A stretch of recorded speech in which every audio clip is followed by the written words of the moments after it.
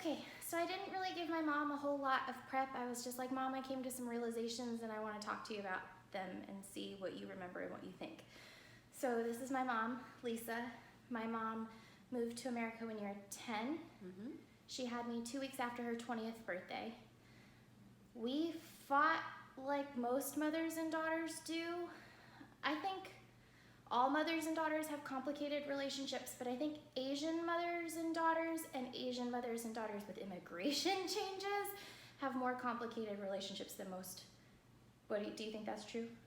Yes, I would agree with that. Okay. So I only remember a couple of specific times where we fought about Asian culture and the things that you were trying to teach me. And I didn't know until recently how my personality and the things that I did contributed to me erasing the Asian parts of me. And so I just wanted to talk to you a little bit about what's going on in the world and what you remember happening and the things that you remember witnessing, just because I just try to keep myself as sane as possible by not hanging on to the stuff that hurts. So hopefully you can help provide some background. Does that work? That works for me. I think the word erasing is a little bit too strong to describe what I think happened. I think maybe you have made it less dominant, or maybe recessive. I keep thinking that I just made myself smaller and smaller so it was easier for people to deal with. Do you think that that's true? I think that you have made yourself smaller so that you don't draw attention to yourself, that you don't have to answer things that are maybe difficult to, that could have conflict, and I think you have done that, and that is a detriment to you because you are such an amazing person that you need to present that you should let others see that instead of hiding it. I think that's fair. Yeah. Thanks, Mom. Yeah. So I was telling my mom that when I was in college, I lived with 2 other Asian girls, and I had Asian friends growing up, but I wasn't very close to them. And I didn't realize how much of who I was and my priorities and what was important to me and my values were tied up in my Asianness. I thought it was just came from my mom and what she felt like was important and the values she tried to instill in me as a family. I thought it was really situational. I didn't realize that it was just something that all Asian kids grew up with. And it took sitting with these girls one night in our crappy little rental house, it all clicked because my mom had always wanted me to spend more time with other Asian kids, but I just felt so much more comfortable with the white kids that I just didn't. And being in close quarters with other girls, I was like, oh, we share all of this. That's an Asian thing, and it just clicked for me. And so I was trying to think about those things that clicked that are so different. And so my mom and I have been talking about, how much we value our elders and how we, regardless of what happens with our parents, we try to find common ground and find a way to understand where we're coming from and take what works for us and leave what doesn't. And my mom's been talking to me about, she got pregnant with me really young and she wasn't fully formed yet, but she was trying to figure out what was important to keep and what was important to lose so that she could raise the kind of person that she wanted me to be able to be. And all of the hard work and sacrifice that she made to make sure that I got every opportunity. And I started getting swamped with all this guilt from all the things that you sacrificed and tried to teach me and that I didn't want to accept or didn't want to keep. And we've been talking about control issues and how we want to control everything that we can control because we want it all to go right and we want it to go well. And so I always thought that I could control the language I spoke and the food that I made, and so I made those choices for that reason. And it finally dawned on me that maybe that wasn't entirely why, that maybe I was just trying to fit in and be more like my friends because all my friends were white. And so when I realized, I stopped calling my mom Ma when she was around because my friends all called their friends mom. So I did that, and that became I don't speak Vietnamese anymore. Or my mom would teach me how to make the food, and I would bring it to lunch and people would make fun of me, so I only wanted to buy lunch or bring turkey sandwiches where people couldn't judge me for what I was eating. And then that became living with other people as an adult and not wanting to make things that I thought they would think were weird or would smell funny, and I just didn't want to deal with that extra layer of complication, so I didn't do it. And so we were talking about, how do you come back from that and get back to being comfortable with who you are and where you come from. And so I just wanted to start talking about those things that I just started doing to try to fit in, and the ways that we unconsciously at times make choices for ourselves, decisions that we don't really truly thought through, and that like time and experience make you think about them differently or appreciate things more or give more grace for things that you couldn't understand before that you do now. Yeah. And also, so let's just first start with the fact that, in this time of anger and hatred, this is something that we should celebrate because it gives you an opportunity to truly be in touch with who you are and what's really important to you. And now you get to truly make these choices instead of, going through the motion of doing something. You are actually consciously thinking through what's really important to you. And, this is an amazing opportunity for you to do that. Some people, they reached my age and still have not had that opportunity to truly make choices in their lives. So let's just for a second, just for a minute, think and celebrate that. Yeah, when I was like, okay, I'm going to go on an adventure and I'm not going to be tied down anywhere, and I want to start in Austin because, we lost Paco and Bangwai's here and she's bored and stuck at home, and I always wanted to know how to make the food. I just didn't, and I have the time to do it. And I don't think that it was just purely what was going on in the world that made me want to reconnect, but that desire got so much stronger the more that I was watching and the more that we were talking and the more conversations that were being had about what we were seeing and what wasn't right. We were all like, oh crap, that wasn't a decision we consciously made. We just did it for things to be easier, and that hurt us as individuals and as families and as communities because we were just trying to fit in. And so we just let go of the things that were important to us and that our parents tried to teach us. And so, not that it's an added bonus that I'm sitting here being like, okay, Mom, help me understand where I went awry and where I started choosing to do these things. But I think that it's an important part of this journey for me.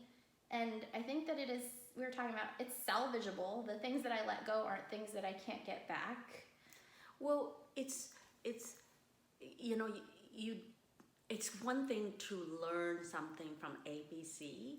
It's that you already have it in the back there, in the back of your brain and your heart and your soul. And now it's a matter of accessing that part of that you put aside for so long, right? And maybe it got covered up by other things. And so now how do you, as you pointed out, we all like onions, so you have to peel those layers off and really get to that core. And I think you have such a great opportunity to be a whole person. And so that part of your journey to get to be a whole person is so worthwhile that I think it's an amazing opportunity, and I'm grateful for that, and anything I can do to help you get to that core, I'm willing to try to do that to help you. But I think that you have what it takes. You know where all those things you've hidden, and it's just now calling it out and bringing it back into the forefront. And that, I think you have the skills to do that. You just now recognizing and accepting that and putting importance to it. And I think, it's just reprioritizing. Yeah. And with everything going on, it seems super important to try to understand that better. Because first of all, when we are in an environment that we have to help others raise awareness in others, we first have to understand it in ourselves.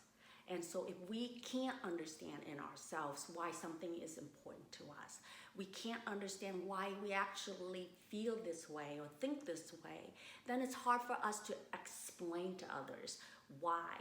And in this environment, that's really what is going to help bridge the gap, right? Is to really, truly say, this is why it's important to me. It's important to me that you understand this, but that begins with knowing why that is important to you. And I feel like we sweep all that under the rug and we just don't deal with it on a day-to-day basis, but all the posts and the stories and the blogs and the articles that I was reading made me realize this is a universal experience. This isn't something that just happened to me or happened to my siblings. Like, we all made choices and got us here. How do we kind of dial it back and get us to a place where everybody can be comfortable and feel like they can embrace who they are?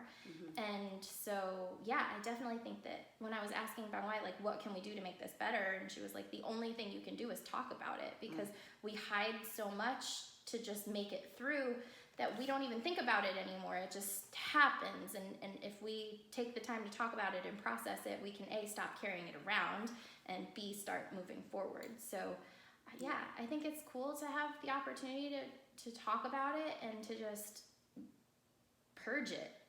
True, and we are very, very fortunate to have that opportunity, because the biggest reason that things gotten this far for us is that we all have to do what it took to survive, to get through whatever period of our lives that we were struggling with, that we had to make, get through. And when you do that, you access the survival instinct in you, which means you got to do whatever it takes in order to get through and survive that period.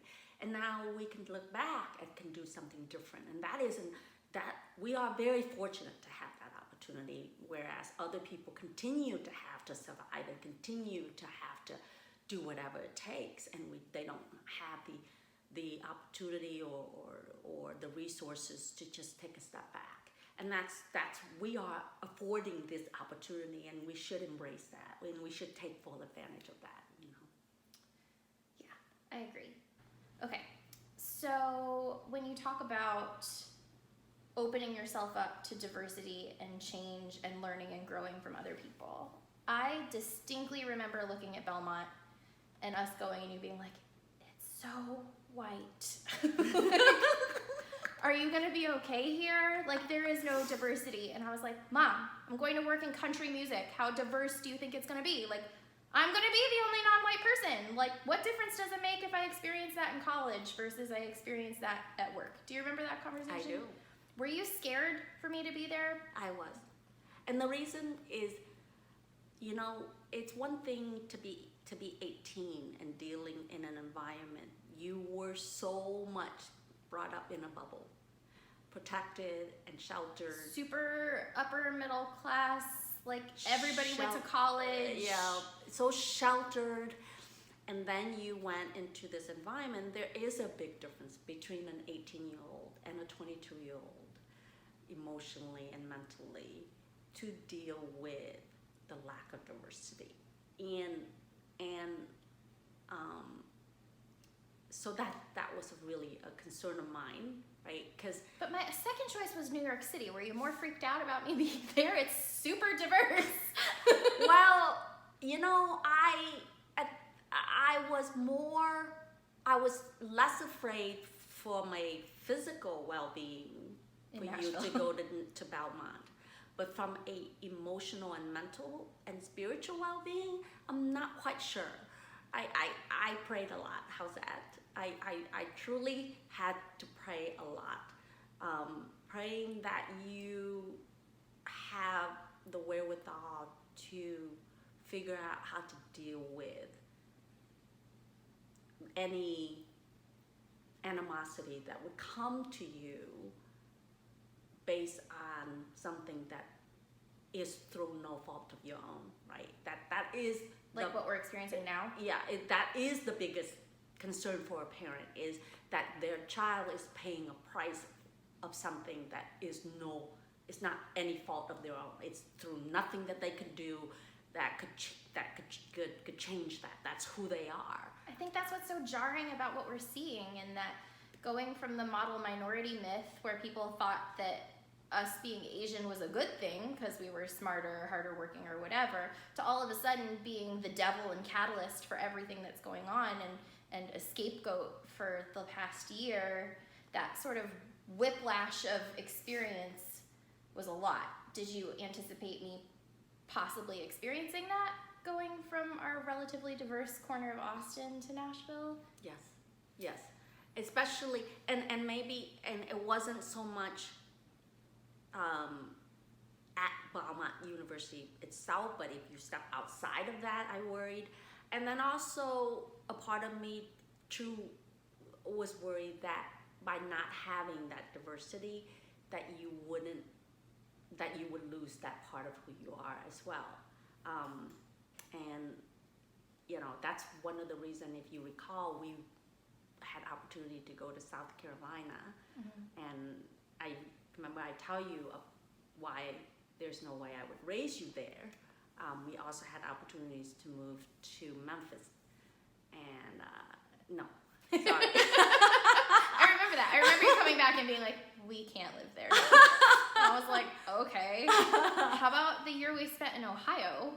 Well, in Ohio, you were older, and we knew we had relatives there, and I would hope that would give you a different sense of what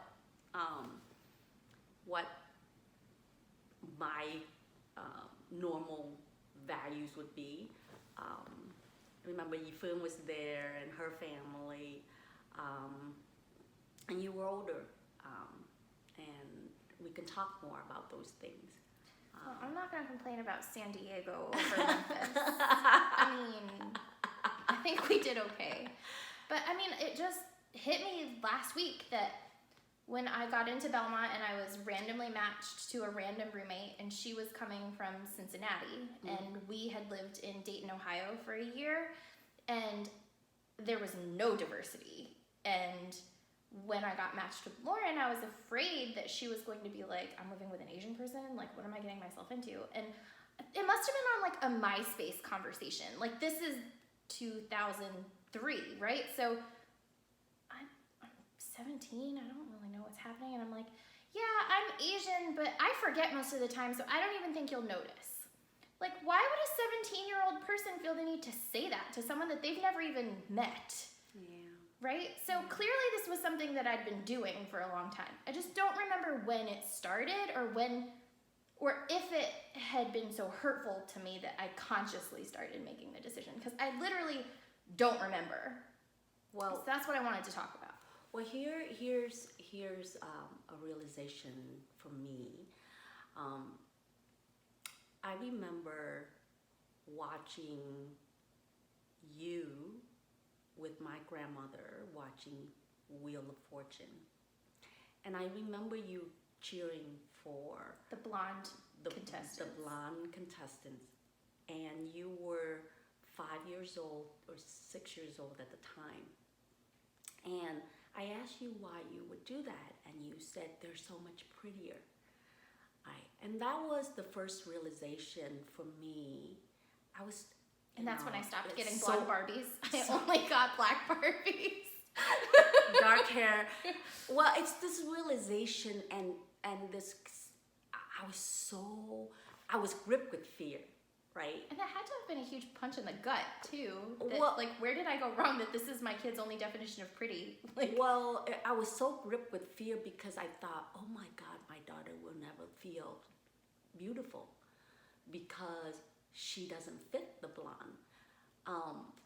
And so I was so overcome with fear. I mean, and then it dawned on me that, and then I had to really thought through how I parent, right? And really reflect on it. And what happens when you live in a homogeneous culture is parents don't really teach you. They kind of let you experience, and you're supposed to be able to just draw information based on just witnessing things, right? You're supposed to be able to, pull all these thoughts and feelings. And catching your kid at a point where they're receptive to that information. Without talking about it. We don't talk about it. Like, we don't talk about what's important. We just say, you just do these things year in and day out, year in and year out, and hope something and sticks. and hope that it sticks. But it normally sticks if you are in a completely homogeneous culture, and that the magazines you see are pictures of people that look like me. You turn on the TV, you see people that look like me. You see singers that look like me, movie stars, and so all the beautiful people in the world look like me. So I get to feel like, oh yeah, I'm part of this beautiful world. Meanwhile, in this environment, when you are bombarded with all the media that signifies what and define what beautiful means, they bring forth the blonde hair image, light skin, all American look. And so as a young person growing up, of course you would think that is a definition of what beautiful is.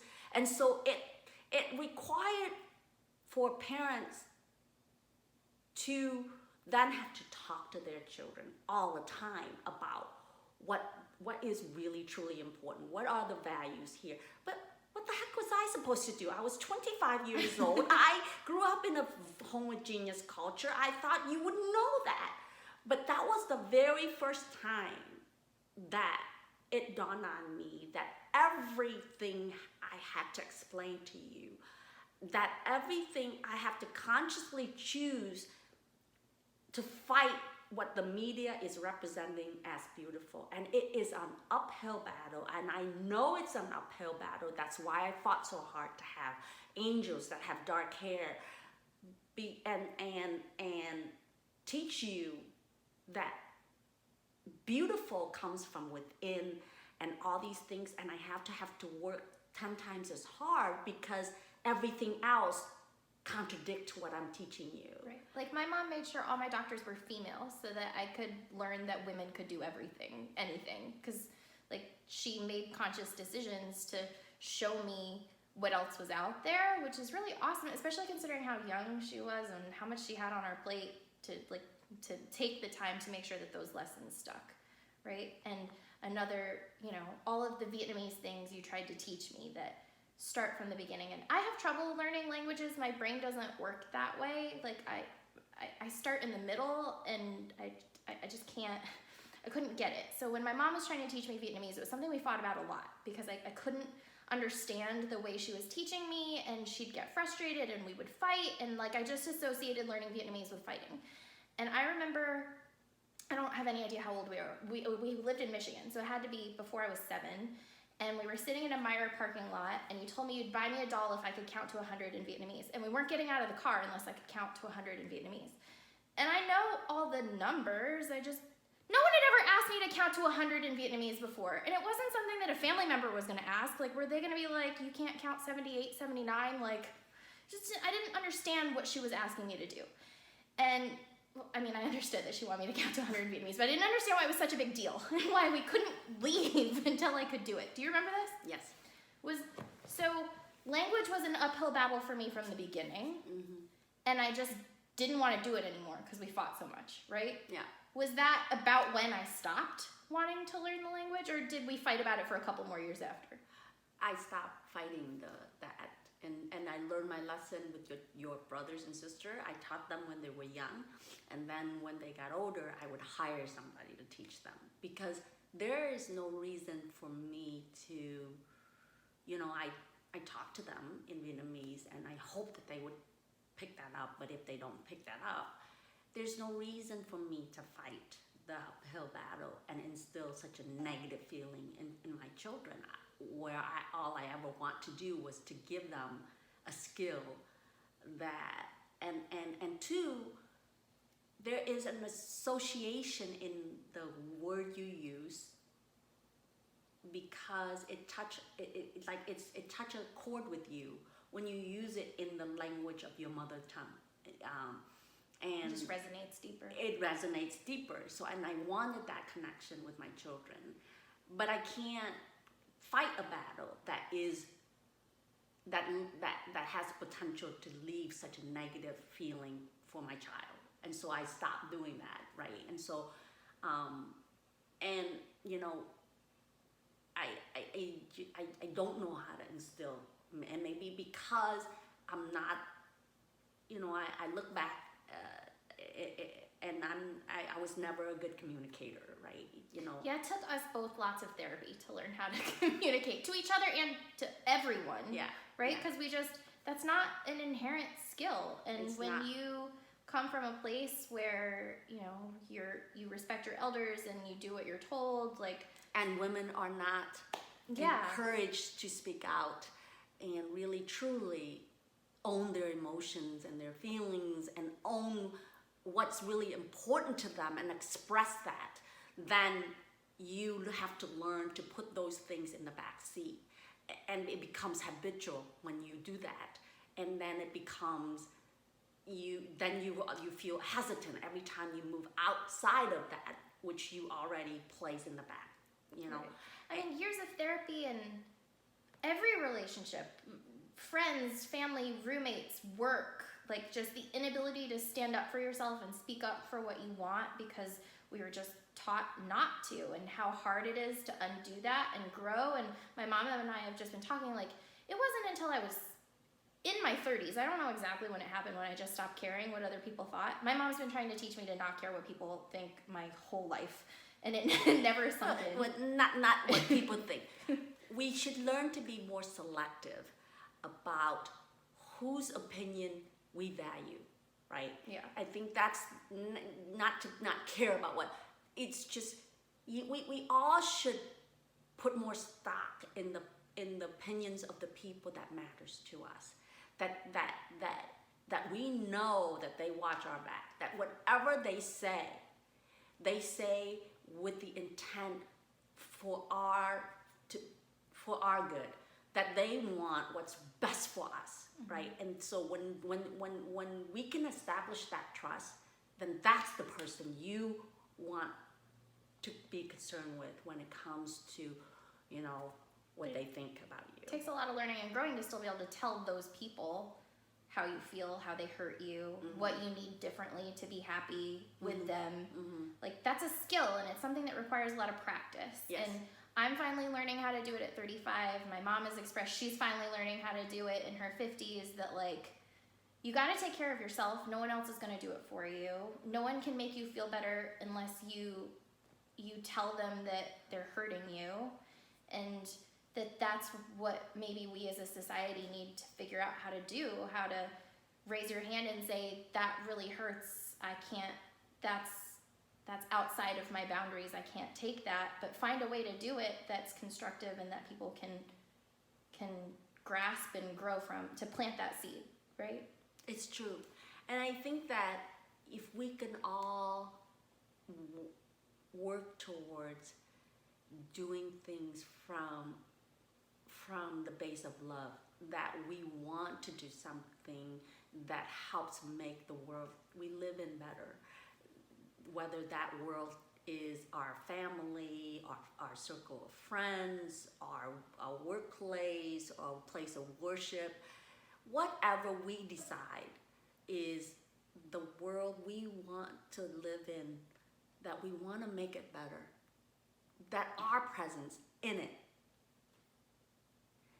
that is going to help make that world better. Then what we do, how we do things, what we say from the intention of love, with the intention of love, that I just want to make this place that we exist in better. I just want us to have a better relationship. I just want us to enjoy being with each other, that we shouldn't, feel so guarded when we see each other. I mean, if we can start there, then I think that eventually that circle of love will continue to grow and grow and grow.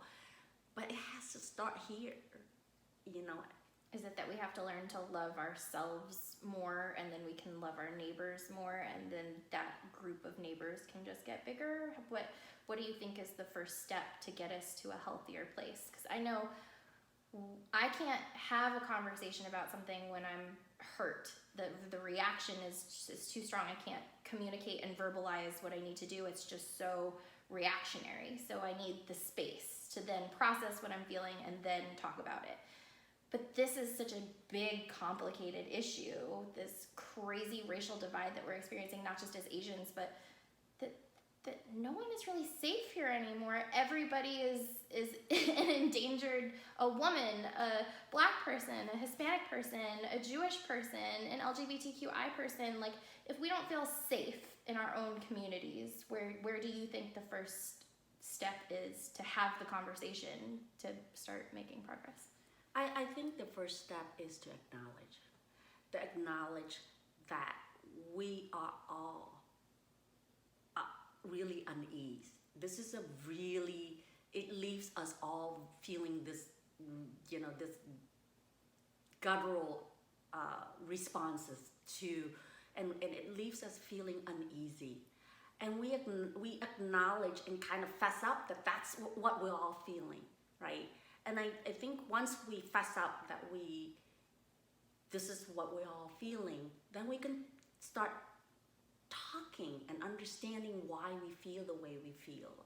And then accepting that maybe you feel that way because you have experienced something different in your life. I feel this way because I have experienced something different. But that the experiences are valid, they're real, they shape who we are, and they color the way that we see things, right? Yes. And so I think, if we just could sit around and really fess up to what is it that is going on within us, and then look towards each other to help each other learn, grow, understand, and accept each other. And give each other grace to do that. Yeah. And then, and sometimes we also have to hold each other accountable. You said, well, I feel this way and all these things, and I want to move forward, and I promise to do the following things so that we can grow together. And maybe you don't honor that promise. I have to call you out on it, lovingly. Right. I say, hey, LySa, remember we talked about this, and we said that we are going to help each other grow and be better, and so that we can learn and accept the situation or understand this situation or cope with this situation better. But you didn't honor that. Then we also have to hold each other accountable. When they talk about like performative allyship and how people are like trying to act like they're trying to make things better, but they don't follow through, some other cause crops up, some other priority, and you just let it go and you forget about it until there's another shooting or there's another issue. So our takeaways are communicating, giving grace to learn and grow, and to actually doing the work to progress. That's what you think will help make things better? And support each other to do that. Because none of us are perfect. We have our bad days and bad moments, and we have other priorities that may take over. And so it's necessary for us to truly, truly help each other and support each other through this. And your need to get past this time, it may be different than mine. And so understanding what that is I think is important. Awesome. Well, thank you, Mom. I appreciate it. I'm sure we'll have a lot more conversations like this. I don't know if it's too long and boring for other people to watch, but I had told a couple friends that I was going to talk to my mom about this, and they all wanted to know how that went, so this seemed like the easiest way to go. So I'll start a playlist of these types of conversations with my family members, because all of my family members have very different experiences and very different thoughts. Like, my mom's siblings are all super different. So yeah, I'll just start having some of these conversations and sharing them. If you have any questions or anything you want us to talk about, just feel free to leave a comment, and I will make sure that I integrate that into some of the conversations that we're having. Well, thank you for letting me be a part of this, LySa. Thanks, Mom. This weekend, my mom and I are making ben sao, which is a really fun family recipe that we do when the whole family gets together. It's a pain because it's hard to time it right for everybody to eat together, but they're delicious and we love them. So that'll be my first food video with my mom, and this should be fun.